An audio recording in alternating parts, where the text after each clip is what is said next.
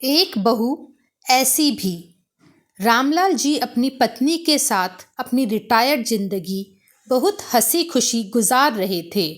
उनके तीनों बेटे अलग अलग शहरों में अपने अपने परिवारों के साथ उनसे अलग रहते थे। लेकिन रामलाल जी ने नियम बना रखा था, दीपावली पर तीनों बेटे सपरिवार उनके पास आते थे। वो एक सप्ताह कैसे मस्ती में बीत जाता था, किसी को कुछ पता ही नहीं चलता था। कैसे क्या हुआ, उनकी खुशियों को जैसे नज़र ही लग गई। अचानक राधा जी को दिल का दौरा पड़ा। एक झटके में उनकी सारी खुशियां बिखर गईं।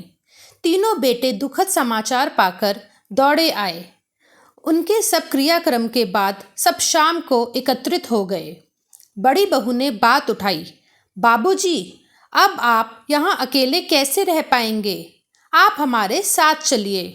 नहीं बहू, अभी यहीं रहने दो, यहाँ अपनापन लगता है।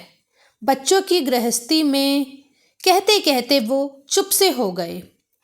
बड़ा बेटा कुछ बोलने को हुआ, पर उन्होंने हाथ के इशारे से उसे चुप करा दिया।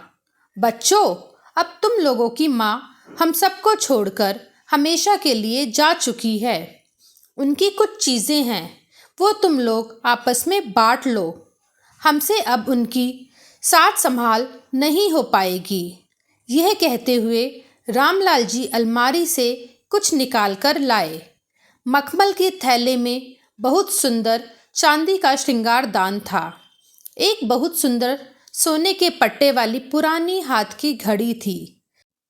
सबके सब एक साथ इतनी खूबसूरत चीज़ों पर लपक से पड़े।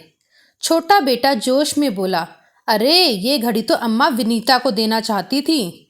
रामलाल जी धीरे से बोले, और सब तो मैं तुम लोगों को बराबर से दे ही चुका हूँ। इन दो चीज़ों से उन्हें बहुत लगाव था। बेहद चाव से कभी कभी निकाल कर देखती थीं, लेकिन अब कैसे उनकी दो चीज़ों को तुम तीनों में बांटूं? सब एक दूसरे का मुंह देखने लगे। तभी मंझला बेटा बड़े संकोच से बोला, ये श्रृंगारदान वो अक्सर मीना को देने की बात करती थी, पर समस्या तो बनी ही थी। अब रामलाल जी अपने मन में सोच रहे थे, बड़ी बहू को क्या दूं? उनके मन के भाव को शायद बड़ी बहू ने पढ़ लिए। बाबूजी, आप शायद मेरे विषय में सोच रहे हैं। आप श्रृंगारदान मीना को और हाथ वाली घड़ी विनीता को दे दीजिए। अम्मा भी तो यही चाहती थी। पर श्वेता, तुझे क्या दूं? समझ में नहीं आ रहा।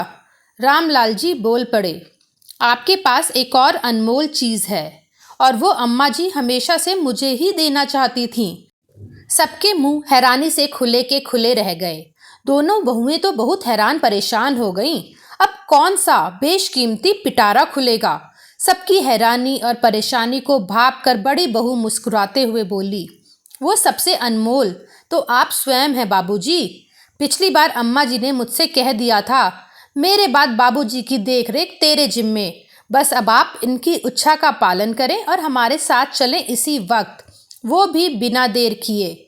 ये सुनकर रामलाल जी की आंखें नम हो गईं और वहाँ मौजूद कुछ की आंखें नीची। वीडियो पसंद आए तो वीडियो को लाइक करें और अपने राय हमें अवश्य दें। धन्यवाद।